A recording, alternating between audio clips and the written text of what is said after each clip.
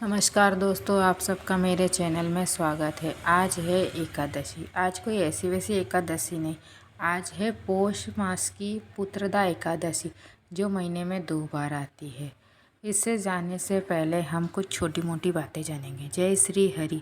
स्वागत है आप सभी का। हिंदू धर्म में एकादशी के व्रत सभी व्रतों में उत्तम माना जाता है, लेकिन संतान सुख की कामना करने वाले के लिए पुत्रा एकादशी का महत्व सबसे ऊपर है।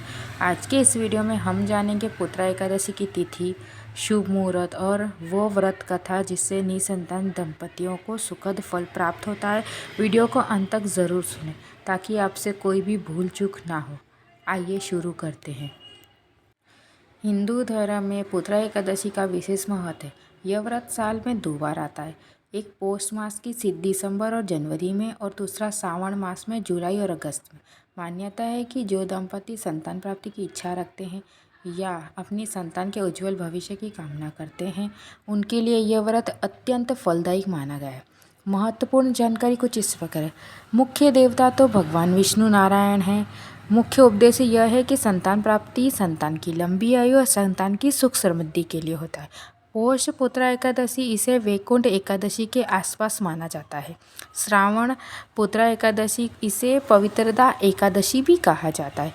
व्रत की विधि कुछ इस प्रकार है। पहला है संकल्प। एकादशी के दिन सुबह उठकर जल्दी स्नान करें और स्वच्छ वस्त्र धारण कर व्रत का संकल्प लें। दूसरा, पूजा स्थापित करें। भगवान विष्णु की प्रतिमा या चित्र के सामने दीपक जलाएं। उन्हें पीले फूल, फल, तुलसी दल और नैवेद्य अर्पित करें। मंत्र जाप करें। ओम नमः भगवते वासुदेवाय मंत्र का जाप 108 बार करें। कथा श्रवण। पुत्रा एकादशी की व्रत कथा का पाठ करें या सुने। बिना किसी कथा के व्रत पूर्ण नहीं होता। रात्रि जागरण। संभव हो तो रात्रि में भजन कीर्तन करें या तो जागरण करें। पारायण। द्वादशी तिथि को शुभ मुहूर्त में सात्विक भोजन से व्रत खोलें और ब्राह्मण और जरूरतमंद को दान दें। नियम और सावधानी कुछ इस प्रकार। तुलसी। एकादशी के दिन तुलसी के पत्ते नहीं तोड़ने चाहिए, एक दिन पहले तोड़कर रख सकते हैं। भोजन। इस दिन चावल सेवन ना करें। व्रत करने वाले को फलाहार करना अवश्य ज़रूरी है। ब्रह्मचारणा। व्रत के दौरान मन में और कर्म में शुद्धता बनाए रखें। पौष पुत्रा एकादशी 2026 की तिथि 2025 की अंतिम पुत्रा एकादशी से निकल चुकी है और आज आखिरी दिन पर द्वादशी और एकादशी का व्रत आरंभ हुआ है। पुत्रा एकादशी की व्रत कथा। प्राचीन काल में महाराजा महिजीत बहुत ही शक्तिशाली और धर्मपराय राजा थे, लेकिन उनकी कोई संतान नहीं थी। संतान न होने के कारण राजा और रानी हमेशा दुखी रहते थे। राजा को लगता था कि बिना पुत्र के इहलोक और परलोक दोनों में शांति नहीं मिलती। ऋषियों की सलाह से राजा की चिंता दूर करने के लिए उन्होंने शुभ चिंतक और मंत्री वन में लोमश ऋषि के पास गए। लोमश ऋषि ने अपने तपोबल से राजा के पूर्व जन्म का प्रतः जानकर बताया। आपने पिछले जन्म में यह राजा एक गरीब वैश्य था। एक बार जेठ मास की शुक्ल पक्ष की एकादशी के दिन वह प्याज से व्याकुल होकर एक जलाशय पर पहुंच गया। वहां एक प्यासी गाय पानी पी रही थी, लेकिन राजा ने उसे हटाकर खुद पानी पी लिया। इसी अनजाने में अपराध के कारण राजा इस जन्म में संतानहीन है। हालांकि उस दिन एकादशी होने के कारण अनजाने में उनका व्रत भी हो गया, जिसका फल उन्हें इस जन्म में राजयोग के रूप में मिला। समाधान। लोमश ऋषि मंत्रियों को सलाह दी कि यदि वे और राजा पौष माह की शुक्ल पक्ष की एकादशी मतलब पुत्रा एकादशी का विधि विधान से व्रत करें, उसका पुण्य राज को अर्पित करें, तो उन्हें अवश्य संतान की प्राप्ति होगी। परिणाम। ऋषि की आज्ञा के कारण अनुसार मंत्रियों और राजा ने पूरी श्रद्धा के साथ पुत्रा एकादशी का व्रत किया। व्रत के प्रभाव से रानी ने एक अत्यंत तेजस्वी पुत्र को जन्म दिया। तभी से इस एकादशी का नाम पुत्रा एकादशी पड़ा। अगली पुत्रा एकादशी जनवरी 2026 में शुभ मुहूर्त में देखी गई थी। 30 जनवरी 2026 शुक्रवार। एकादशी तिथि 29 जनवरी रात 10:15 से शुरू होकर एकादशी तिथि समाप्त होगी 30 जनवरी रात 8:30 बजे। अब हम आरती करेंगे।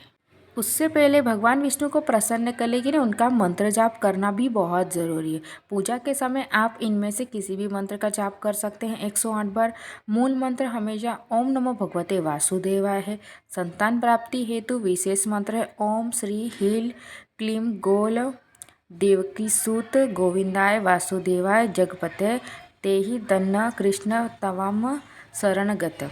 विष्णु स्तुति शांताकारं भुजनशयनं पद्मशालं सुरेशं विद्याधरं गगनसदृशं मेघवंशशुभांकरं लक्ष्मीकान्तं कमलनयनं योगिधियासं वेद विष्णु भवसहर लोककंथन। श्री विष्णु की आरती करेंगे। ओम जय जगदी हरे स्वामी जय जगदी हरे भक्त जनों के संकट क्षण में दूर करे। ओम जय जगदीश हरे जो धावे फल पावे दुख बिन से मन का स्वामी दुख बिन से मन का सुख समृद्धि घर आवे कष्ट मिटे तन का।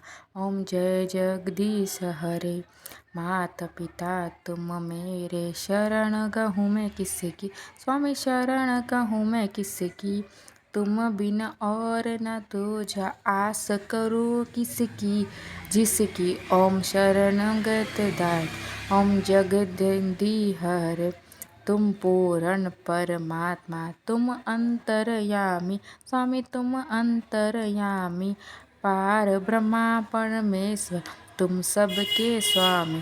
ओम जय जगदीश हरे तुम करुणा के सागर तुम पालन करता स्वामी तुम पालन करता मैं मूर्ख खल खामी कृपा करो भरता। ओम जय जगदीश हरे तुम हो एक अगोचर सबके प्राणपति स्वामी सबके प्राणपति किसकी विधि मिलु ध्यान तुमको कुमाति।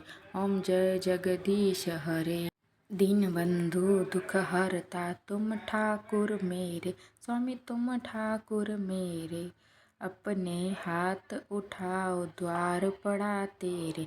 ओम जय जगदीश हरे विषय विकार मिटाओ पाप हरो देवा स्वामी पाप हरो देवा स्वामी पाप हरो देवा श्रद्धा भक्ति बढ़ाओ संतन की सेवा।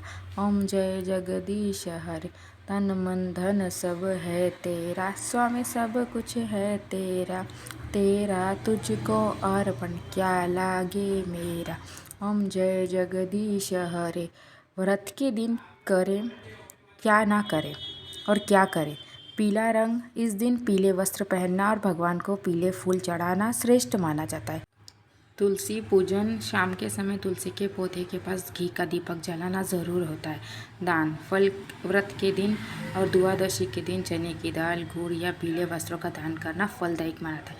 ब्राह्मणों का आशीर्वाद और पितरों का आशीर्वाद भी प्राप्त होता है इस दिन। इसीलिए एकादशी में खास तौर से मरे हुए लोगों या पितरों के लिए ही शांति का प्रतीक माना गई है। एकादशी 11 के व्रत में छाछ या मट्ठे का महत्व लेकर शास्त्र और परंपरा के अनुसार कुछ विशेष बातें हैं। पहला शुद्धता और सात्विकता हिंदू धर्म में दूध और सब उससे बनी चीज़ें जैसे दही घी छाछ अत्यंत पवित्र और सात्विक मानी जाती है। एकादशी व्रत में अन्न का त्याग किया जाता है। ऐसे में कुछ जैसे छाछ शरीर को ऊर्जा देने और पेट को शांत रखने में सात्विक मान्यता है। दूसरा स्वास्थ्य की सृष्टि मतलब आयुर्वेद पाचन में सहायक है। व्रत के दौरान जब हम ठोस भोजन नहीं करते तो छाछ पाचन तंत्र को ठंडा रखती है और एसिडिटी या गैस जैसी समस्याओं से बचाती है। हाइड्रेशन एकादशी पर निर्जला या फलाहार व्रत के दौरान शरीर में पानी की कमी हो जाने के कारण छाछ एक बेहतरीन विकल्प मानी गई है। तीसरा परंपरा और नियम पुत्रा एकादशी या किसी भी एकादशी पर छाछ का सेवन करते हैं समय इन बातों का ध्यान रखना चाहिए। सेंधा नमक का उपयोग न करें। सामान्य नमक प्रयोग वर्जित है। छाछ केवल सादा नमक या भुना हुआ जीरा ही डालना चाहिए। शुद्धता छाछ घर की बनी और ताजे हो तो पुष्टि मार्ग वैष्णव पंथ समुद्रों में एकादशी के दिन केवल दूध या दूध से बनी वस्तुओं का ही भोग लगाया जाता है ग्रहण किया जाता है। इससे दूधारी व्रत कहते हैं।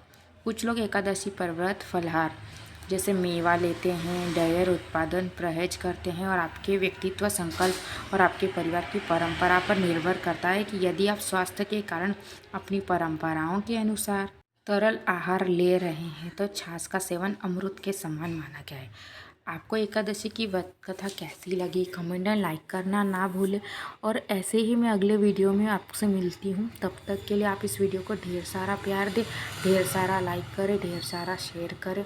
मिलते हैं अगले वीडियो में, तब तक के लिए धन्यवाद। जय श्री हरि, राधे राधे, नमस्कार।